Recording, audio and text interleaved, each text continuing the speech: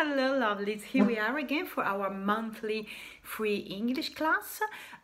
Today we are going to finish something we started last month, and namely past tenses. In the previous video lesson we worked on the simple past, the past continuous and used to.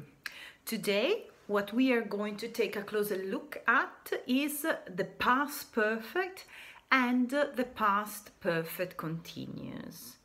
Both tenses express actions that took place in the past, and both tenses belong to the, if you want to say that, but like list of grammar topics that you need to know in order to move your English from the B1 level into the B2 level, okay?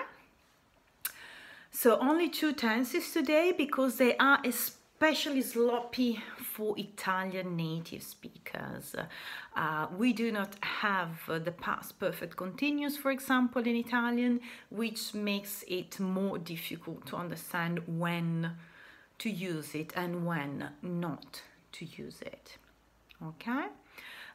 Before we dig in, please remember that on my website, you find the link here below, you have the full article in Italian with the same explanations. So if you find it a bit difficult to follow me during this lesson, feel free to refer to my website. And also on my website, you can also find a free downloadable PDF. Okay, so that in case you wish to practice a little bit the past perfect and the past perfect continuous, you have every instrument to do so. And without further ado, let's go. So the past perfect or past perfect simple, what is it? What tense is it? Well, in Italian we call it il trapassato prossimo, che sembra una parolaccia.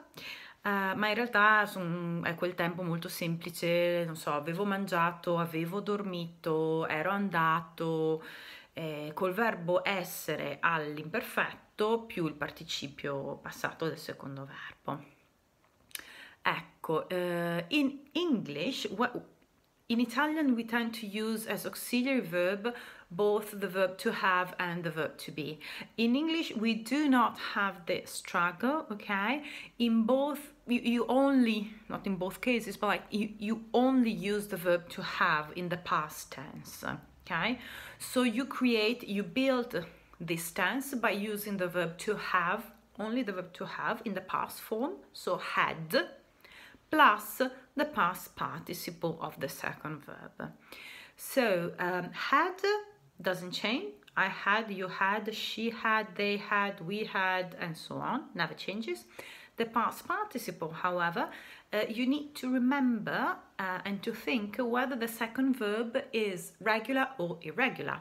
If it's irregular, it's, for those Italian native speakers, the third column. Speak, spoke, spoken. Spoken is the past participle. If it's a regular verb, anyways, you just need to add ed at the end. So I had spoken versus I had talked, for example. Very good. As I said, yes, third person doesn't change. She had gone, she had been, he had spoken, whatever. How do we build the interrogative form? How do we ask question with this tense? Well, as usual with question, you just change the order of the elements. So, had you gone, had she spoken, had they built, okay? While as to the negative form, you just add not after the verb to have. So I had not gone, she had not spoken, and so on and so forth.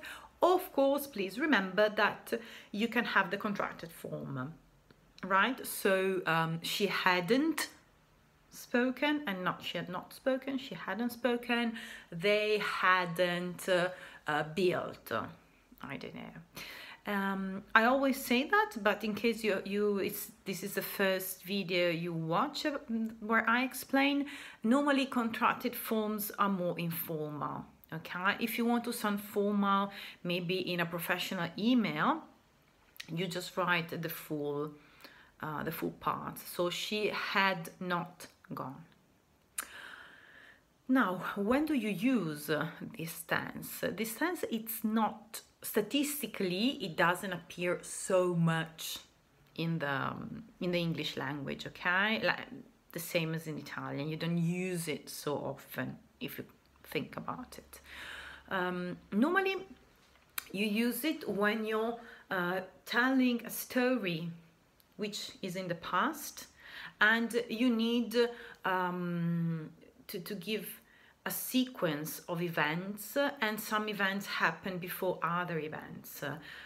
So for example, when I arrived to the party, Mark had already gone home.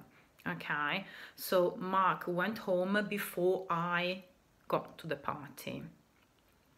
When I arrived to the party, Mark had already left.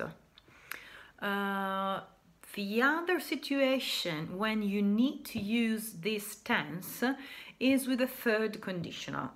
So with the phrases, with the if clauses. And you use it in the sentence with if.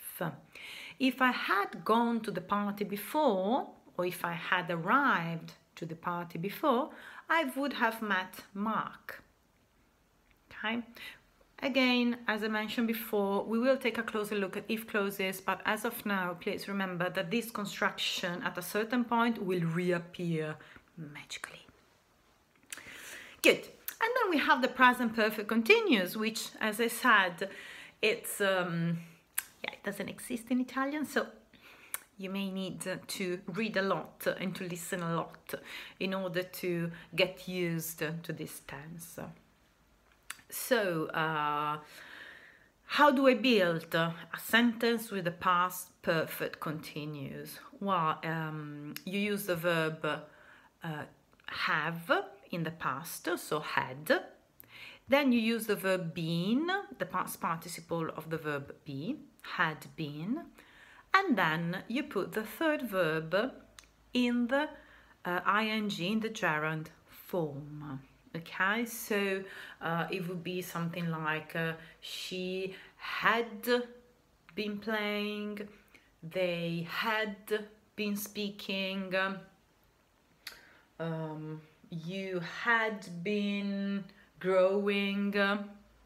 Yes, so had been, which never changes no matter who's speaking about whom, had been plus the verb at the gerund form. How do I build, how can I ask questions with these verbs? Again, with this tense. Again, you change the order of the elements. So, had she been going to the gym? Had they been playing?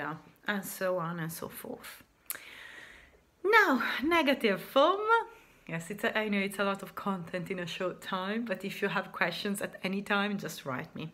Negative form, you use not after the verb had. So I had not or hadn't in the contracted form been doing. She hadn't been watching. They had not been speaking, for example. And yes, so now the most complicated part for us, poor Italian native speakers, when do we use this tense? When in the word can we possibly use this tense? As in the past perfect simple, you use it to speak about an action that took place in the past before another action.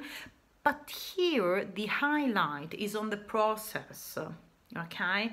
So I would say that most of the time, or nearly 100% of the time, you use it when you as a speaker want to give this idea of the process, okay? So, I don't know, we had been playing soccer for an hour. when it started to rain. We had been playing soccer for an hour. So we started playing soccer. We were playing soccer in the moment of the other action happened. And our idea was also to continue playing soccer, but then it started to rain, and it's all situated in the past. So we had been playing for an hour when it started to rain. Okay, in a way, it's similar to the present perfect continuous, which we saw already. Present perfect continuous has this idea of process and this idea into the future, right? If I say I have been playing soccer for 10 years, it means that 10 years ago I started playing soccer, I'm playing today, and probably I will play also tomorrow or the next year. Here the same, we have been playing soccer for an hour when it started to rain. We would have continued to play soccer, but unfortunately it started to rain, so we had to stop. So here we are, that's it for our lesson today. Don't forget to visit my website to download the free PDF with all the exercises. Feel free to subscribe to my channel and also to the monthly newsletter, Resfebe. It's a newsletter for English, it comes the first Friday of the month, and when you sign in, you receive an ebook on US American idiomatic expression. It's a very nice book. Good, that's it for today. Enjoy your week, and if you have any questions at all, any doubts, just ask me in the comments below, okay? Don't be shy. Cheers.